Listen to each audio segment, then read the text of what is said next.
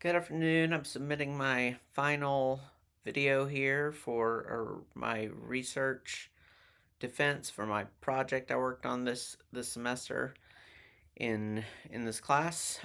My name is Lance Collins, and my project was on the relationship between Chiang Kai-shek and Bob Jones, Sr. specifically. I was interested in this topic because of the class that I was doing on East Asia and there being a connection between that and Bob Jones. I'm a graduate of the institution, and I live near the institution, pretty close, within 10 minutes or so. And so, just finding out so much what the historical significance is for them for 20th century evangelicalism and fundamentalism, and even a connection to East Asia.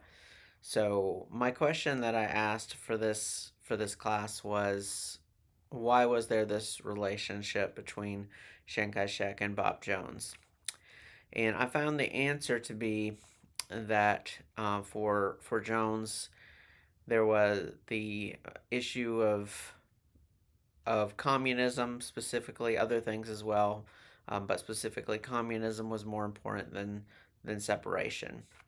So I've found that I kind of approach this from the point of view that you wouldn't think of Bob Jones as someone who would associate closely with someone like Chiang Kai-shek, was kind of one of the premises, and um, and just to show why that actually was it was the case that he did have this relationship.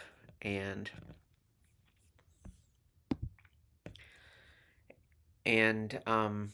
this is in the historical background of the university giving a honorary degree to Chiang Kai-shek and his wife, Song Muling, and why that occurred. Really, I used a lot of textual type sources as far as methodology is concerned, but there is material culture as well. There's a tree that was given to the university after the degree was conferred on Chiang Kai-shek. Jones went to Formosa to give the degree,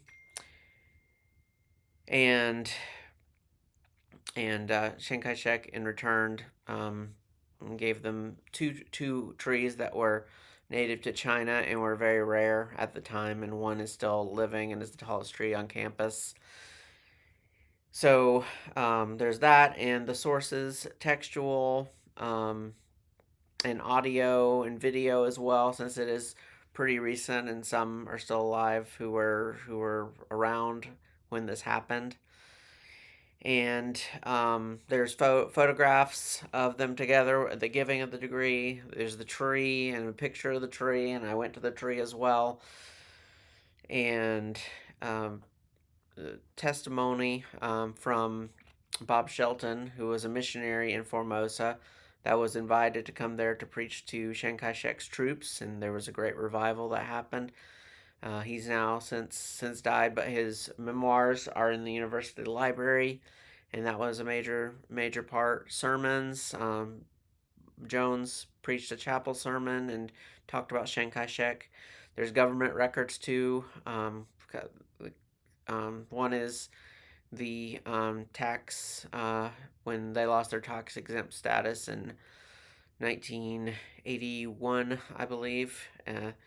They Part of that was Jones's radio message about segregation being scriptural, where he talks about Chiang Kai-shek and gives some of his feelings about him, his feelings of goodwill about him. So that was important as well. Um, the university had a mid-century outlook conference that was all about patriotism and liberty and against communism, and that's a big backdrop here that communism was a major um, fear, and nuclear war during this time. And that was one reason he supported Chiang Kai-shek. Another major reason was that he um, appreciated what he was doing for the gospel. that he was inviting missionaries over to preach to his troops, and like I said, a real revival did happen at this time.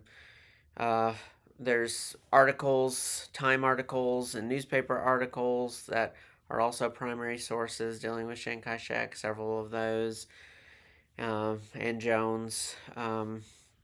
And a radio. One thing that's very interesting is a radio broadcast by WMU, which was the university radio station that is now closed, all the way to 2004, and still praising Chiang Kai-shek and his Christian testimony and his stand against communism.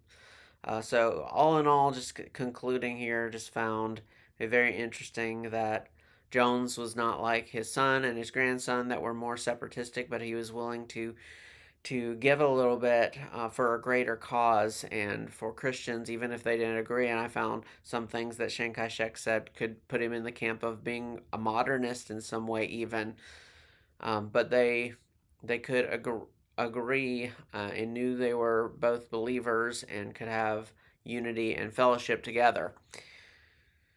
So thank you for listening, and those are some of the things I found and found it to be really interesting, and hopefully this was helpful. Thank you.